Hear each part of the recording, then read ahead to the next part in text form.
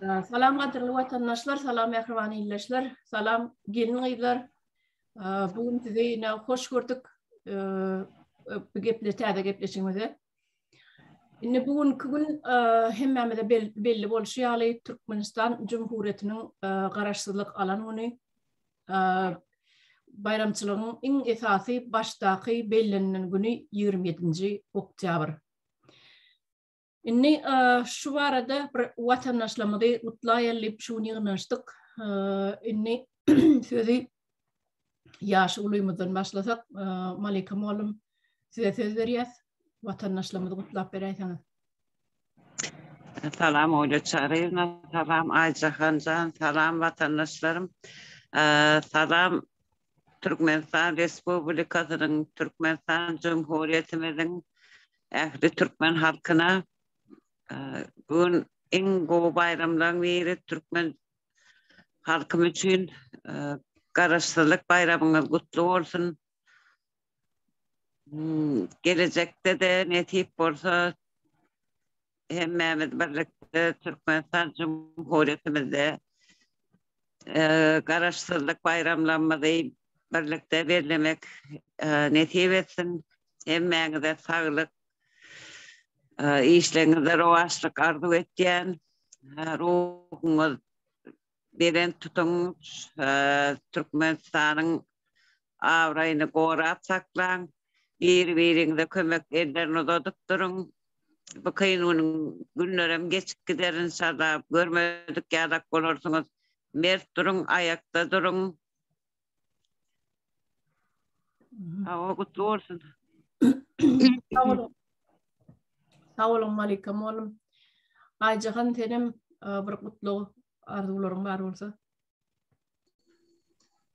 Salam, aziz gelin mehriban vatandaşlar.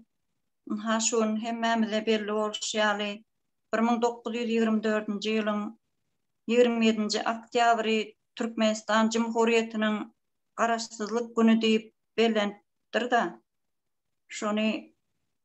Şu bayramçılık bilen hemmenizi bütün Türkmen halkını kutlayan hemişe canınız sağ olsun. Ulu üstünlükler arzu ettiyen hemen nesip bolsa täze Türkmenistan'ımızda hakiki öz garaşsızlık günü deyip beller deyip umid etdiyen hemmenize can sağlık arzu etdiyen.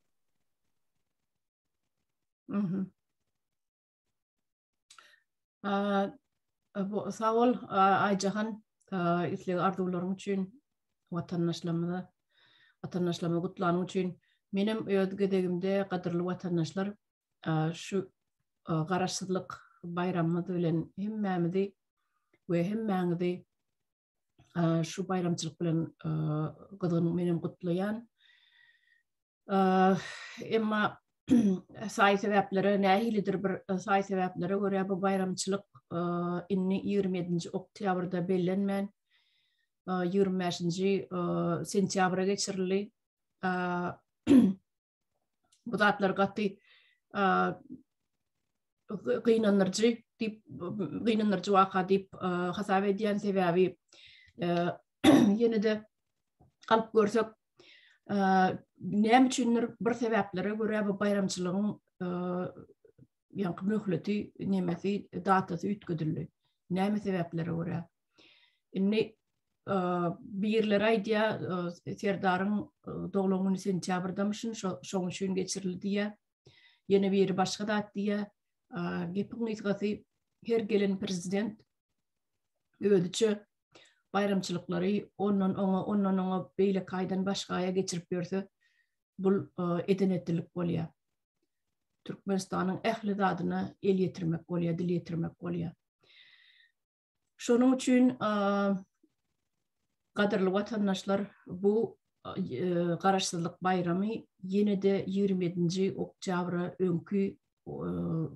önkü senesine geçirilecektir. Onam hökman halk bu zatları talep eder, hökmanam geçiriler dip men şeýlerak umid edýän. Häzirlikçe biz Türkmenistanyň şu wagtky